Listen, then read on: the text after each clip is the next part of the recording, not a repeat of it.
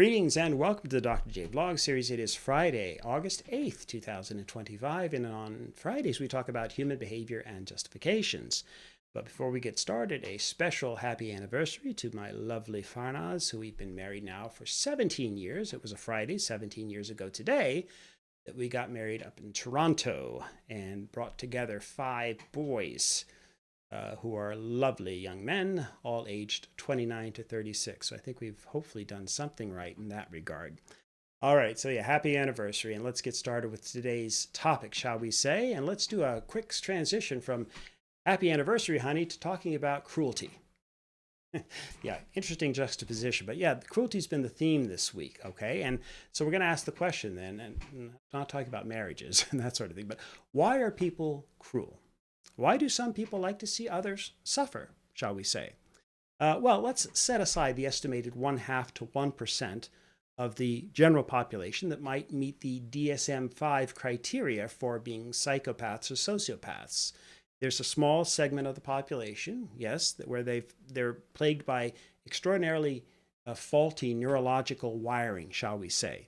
Either that they're born with, in most cases, or maybe it's the result of some kind of traumatic brain injury and the like. But what about the rest of humanity? Again, we don't actually have any real solid national data on the incidence and prevalence of cruelty amongst the general population. I'm not even going to speculate as to what the figures might be, especially because we don't simply typically fall into one category or the other, cruel versus non-cruel.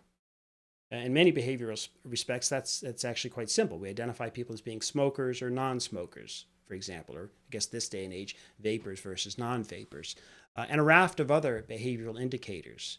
But cruelty strikes me as something more challenging to document in terms of overall population trends, the vagueness of what it is exactly that we're measuring, and how do we determine what constitutes an act of cruelty, and so on. I talked a little bit about all of this earlier in the week. But what we also know is that cruelty tends to be age-graded, more common amongst younger people, for example, but most of the time people kind of grow out of that. If they are a bit cruel or sadistic, or they put the magnifying glass over the insect, that sort of thing. Most of us, if we did that as kids, we don't continue to do that, shall we say, as adults, okay? And it's also linked to gender to some degree as well. Yeah. And in nearly all instances where we find cruelty amongst adults, the patterns started much earlier in childhood. In other words, you'd almost never find someone who's never been cruel throughout the course of their lives, again, however you measure that, however you define that, and then they suddenly start acting cruelly one day in their 30s or 40s or what have you. Again, unless they've suffered a traumatic brain injury or some other catastrophic event. So instead, I'm just going to highlight today a couple of key sociological observations, the obverse conditions, if you will, of those that stimulate our empathetic responses towards others. Okay? So most importantly, cruelty towards other people requires that we become desensitized to their pain and suffering.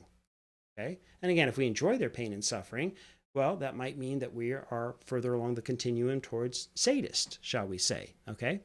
But again, in order for us to be desensitized, that usually requires, or it's readily accomplished, I should say, if we can dehumanize the other. That is to say, we're really good then at creating in-groups and out-groups, or the people we most identify with, and then conversely, those that we don't identify with. And there are many such social and cultural designations. Obviously, our families, important in-group, our friendship groups, our ethnic and racial groups with which we identify, as well as our gender identification, as well as the language groups, the nationalities, and the religious groups with which we identify, and so on. There are many possibilities. So in a word, in my language, we all occupy multiple statuses or positions in social space relative to one another. And these allow us then to seamlessly connect with people or peoples in general much more readily, or some peoples much more readily than others. So if we speak the same language, obviously this facilitates social exchange and we'll more quickly engage one another. If we speak different languages, okay, then that's going to present something of a challenge, something of a barrier that we have to overcome. Now it can be done, but I'm just saying that we're in a different kind of space socially when we speak different languages. So we have to figure out a way to bridge the the divide, the distance, if you will. Okay, and then again, I'm just talking now about our statuses in terms of our social groupings. And we have a whole, again, a whole array of these different kinds of groupings that help define who we are, that, as people, as individuals, and the groups with which we identify most with in this social world. But then there are the behavioral issues and differences as well. What do I mean? So in other words, we all have all kinds of habits, right? The things that we like to do, prefer to do, shall we say. We share in common with some peoples, and of course, to varying degrees, we don't share in common with others. So, for example, if you and I like the same music, or we both like to play a certain sport, or we have common tastes in books and reading, or we just like to go out for drinks and party, okay, or 1,000 other things. These are things that we may or may not share in common. And so if we share both similar statuses and cultural backgrounds, especially our ethnic and linguistic backgrounds, and then if we're also tied to people in important ways or share important relationships with them, like family members, right, and that sort of thing. And then if we also like to do the same kinds of stuff, we're probably going to get along quite well, right? We're going to define ourselves as part of the same general group. We might still have conflicts or fights and so forth from time to time. That's completely normal. But what would it take then for us to then be cruel to others? Well, or at least indifferent towards their suffering. So mostly we have to then create distances and separation from those others, from typically the outgroups. So we have to create a distance between ourselves and the others, and then construct kind of a worldview and a depiction of them as obviously different and not like us. Okay? Now that in and of itself is fine. We all categorize all the time. We have to categorize in order to process information and communicate with one another. And this belongs in that category, this category, that category, and so on, right? The issue, though, is to what extent then do we also take that a step further and start to attach negative evaluative labels towards those others, towards the outgroup, okay? They're uncouth. They're dirty. They're animals. They're undesirables. They're horrible for whatever reasons, right?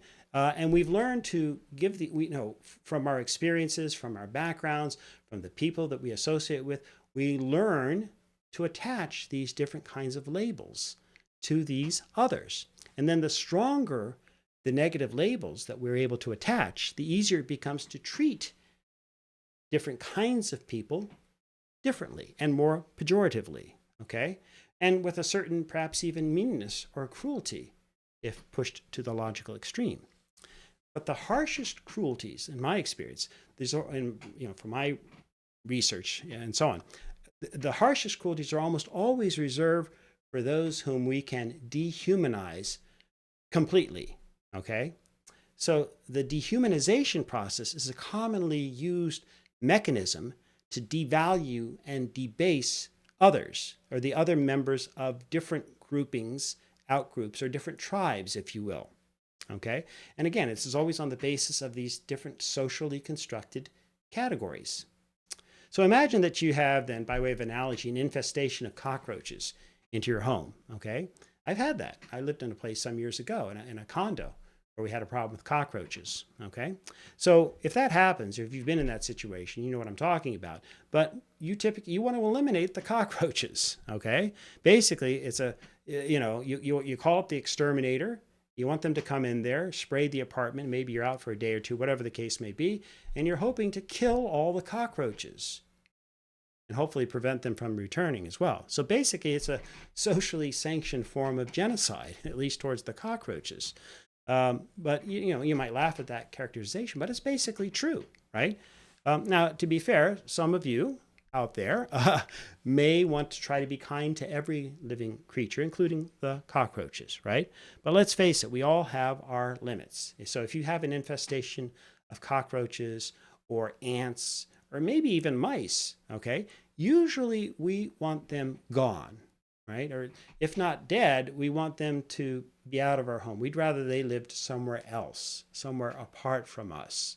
Maybe give them their own territory, their own space, shall we say. Well, that's the same core logic and reasoning then that human beings use as well to justify cruel treatment towards others. Okay, and in fact, we use the term inhumane treatment, right? We talk about treating people inhumanely to reinforce what we mean. And so if you fall into a completely disfavored category, you might be at risk then for receiving cruel and inhumane treatment. Okay? And that's what we've seen historically in terms of the treatment and mistreatment of indigenous peoples, not only here in Canada, but if you're talking about Native Americans in the United States or indigenous peoples anywhere across the planet. They can speak to these issues of cruelty and the differential treatment.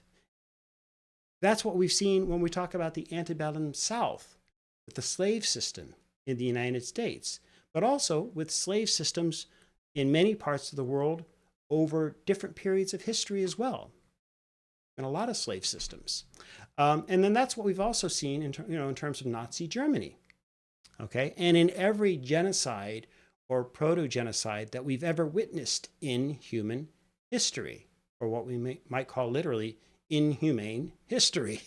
Okay, so the horrific and cruel treatment in all of these cases has involved systematic processes of dehumanization, or the application of negative evaluations to the disfavored groups, which then facilitates the harshest and meanest treatments possible towards those people.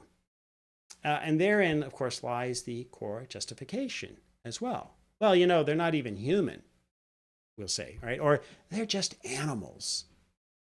Or in the case of the Hutus and their slaughter of the Tutsis in the Rwandan genocide, what did they call them? They're just Inyenzis. That's the word for cockroaches. And what do we do with cockroaches? We exterminate them.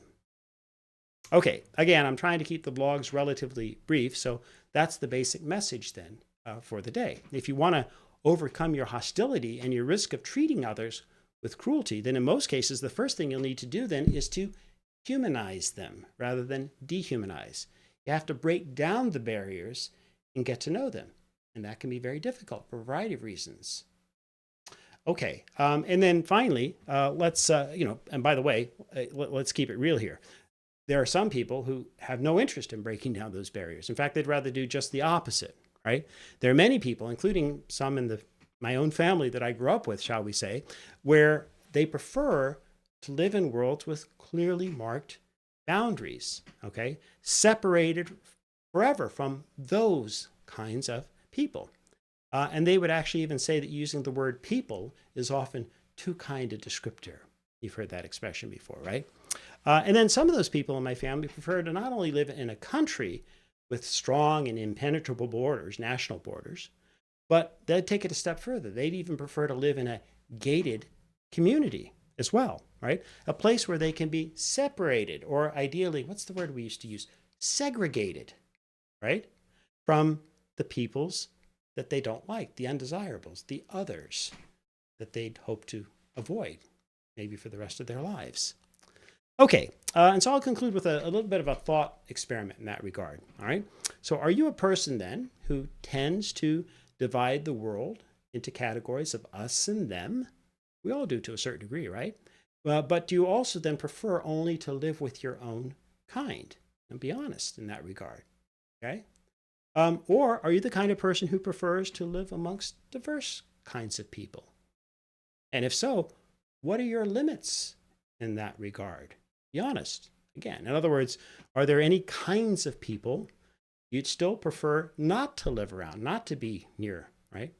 I don't know, like serial killers, okay? So obviously you're entitled to your worldview, whatever that might be, and whatever answers that you come up with in that regard. So I'm merely here then to provide information and knowledge and some of the science behind all of this, all of the reasoning that we use, and how do we, if you will, come up with our judgments about others, and how do we think about the human condition more deeply, and so on. Okay, and I guess the real questions that I'm always interested in is why do people see the world through the lenses that they do? Why do they have the particular worldviews that they have? And then most of all, what I'm trying to do then is share with you my understanding, my research, my knowledge as a social science over the years about why people think and behave as they do. Okay, so much more to be said. This always continues, but let's end here for the day. And as ever, until next time, may you and yours continue to create peace in your lives, nurture love in your hearts, and dole out hugs in abundance. Ciao for now.